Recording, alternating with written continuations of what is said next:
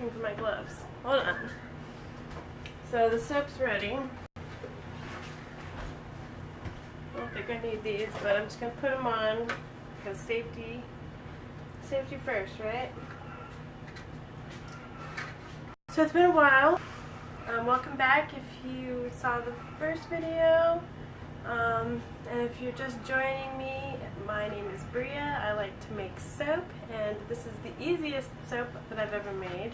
This is only the second time I've made it.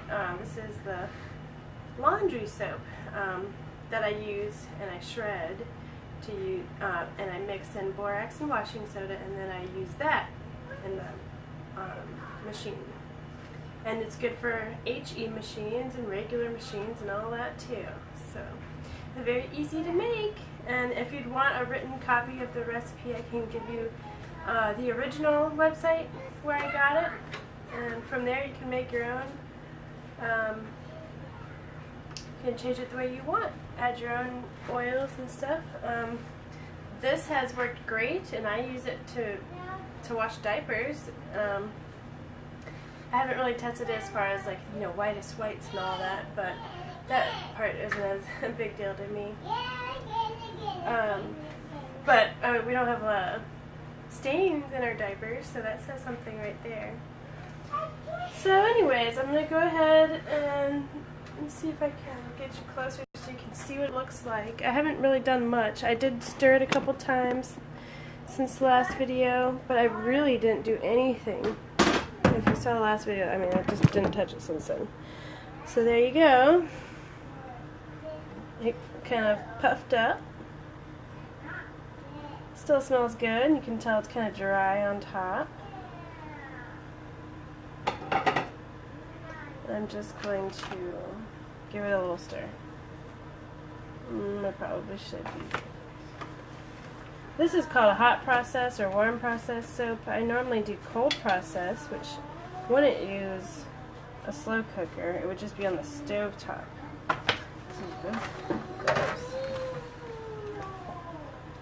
So doing hot process means by the time it comes to this, the lye is pretty much cooked out already. Here, Michelle. I'm just gonna check real quick for any like pools of oil. It's the first time that it wouldn't be done, and I do not see any of that.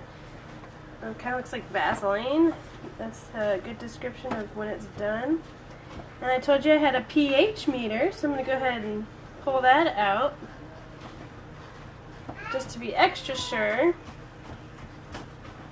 See that? Look, it looks kind of weird now, doesn't it? But this hardens up into that bar that you saw me shred earlier. So go back and watch the replay of that. Okay, so I got this pH meter for my vermicomposting system, but it's coming in handy for more than one thing. And I want it between 7 and 10. So 7.5 is what I'm getting here. Let's do it in a couple different spots. 8.5. I can't see that. Oh, that one says 6. And I'm sure with a good stir, and that says 5.5. So with a good stir, I think it'll be fine. And I'm just going to go ahead, this is 5. Kind of like getting stuff out of the microwave. There's always the hot and cold pockets. Gotta hold it for a while for it to turn off, I think.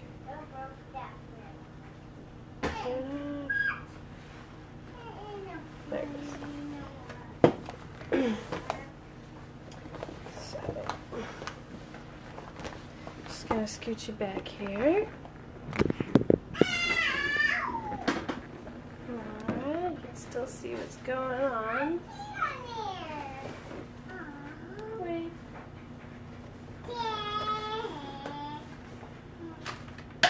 And then from here, I'm going to put the soap into this mold.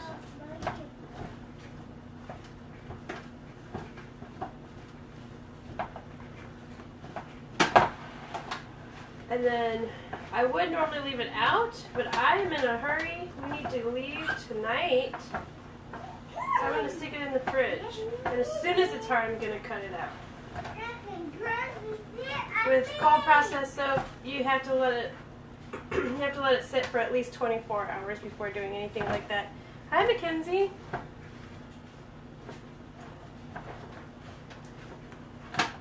Okay. And an interesting thing, the first time I made this was the instructions here. I'll just read it straight from there. I thought that was funny. She says, there are 2 ways to test and see if it's done. First, you can use a pH test strip like you do with hot tubs and pools or water. Wait several minutes for it to fully change color. It should be between 7 and 10, or use a pH meter like I did. For a slightly less scientific approach, take a little of the soap and rub it between your fingers. It should feel a bit waxy, which it looks like it does right now. Now touch it to your tongue. If it zaps you, it's not done. That's like the last thing you would think you would hear is to put it in your mouth. It says, note, it is really important to make sure all the lye is converted, otherwise the finished soap can burn. So very, very true. But we tested it, and overall it is good. So I'm going to go ahead and spoon it into this mold. And then I'm going to put it in the fridge.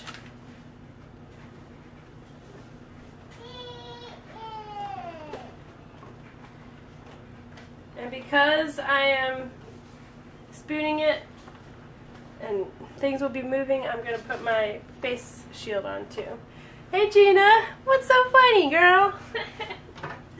You're going to put your face shield on, protect your eyes. I'm a part of a soap making group on Facebook, and this girl, I spilled some oil on it earlier. I'm just going to clean it real quick. This girl splashed some lye into her eye, and they had like tubes running in and out of her eye. Oh my god, it was so gross. But she's lucky, she's fine, and she's actually gonna, she should be able to keep her vision. I didn't read the post all the way, but oh, that's scary. Just something so innocent, so tiny. Take me to your leader. Oh, tasting the soap? Yeah, I did that before I had the pH meter. I tasted it, and it was interesting.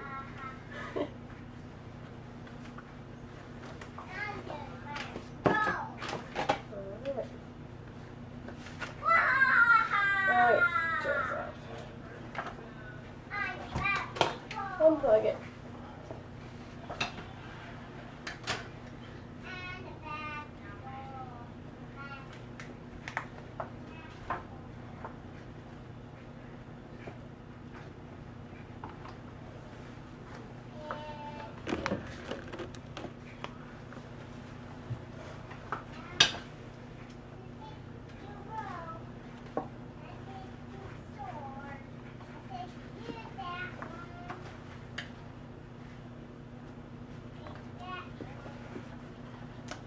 Normally, when I work with cold processed soap, it's not waxy like this. So this is the biggest difference, because it's hot process and cold process is hot process is much quicker.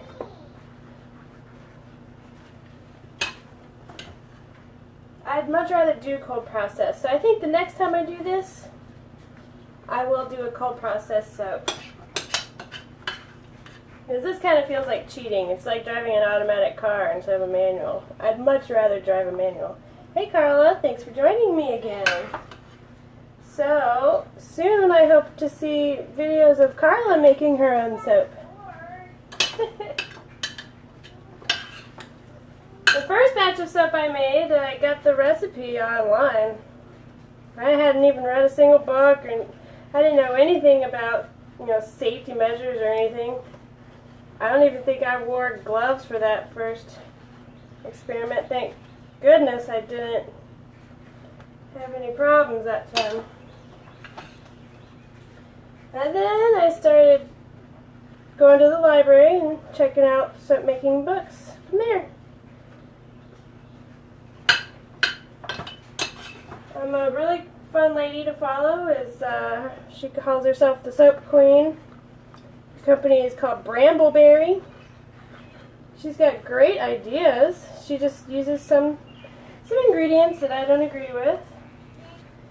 But man, you can learn a lot from her. Ah, shoot. There's another lady. God, I can't remember what she's called. Kenzie, I think. Gosh, I can't remember. I'd have to look that up. But another lady that she's more into like the business side of soap making. Kenna. Her name's Kenna, now that I think about it. Modern soap making, I think.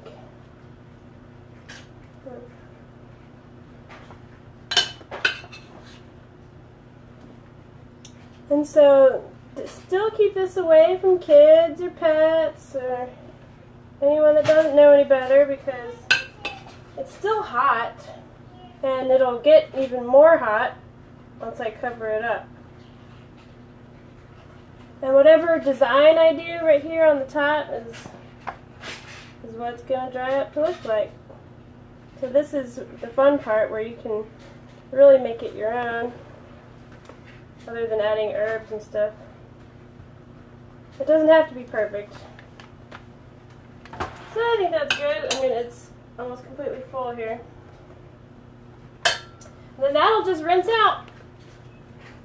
Just got to rinse that out and everything. It's so easy. There you have it.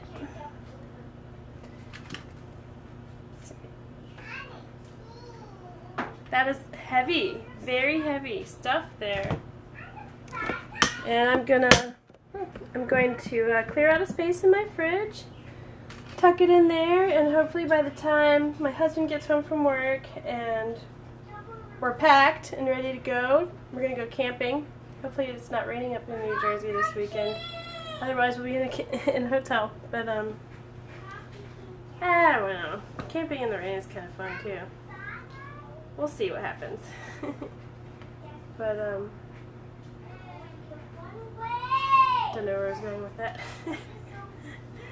But by the time he comes home, I think it should be dry enough where I might be able to cut it tonight, because if it gets too hard, I won't be able to cut it at all, and then I'll be hurting when I'm trying to shred it up for the laundry. So I think I'll come back online so you can watch me cut it later. This is like a 3-step. You hear the boys finally. Time to go. Alright, I'll see you later.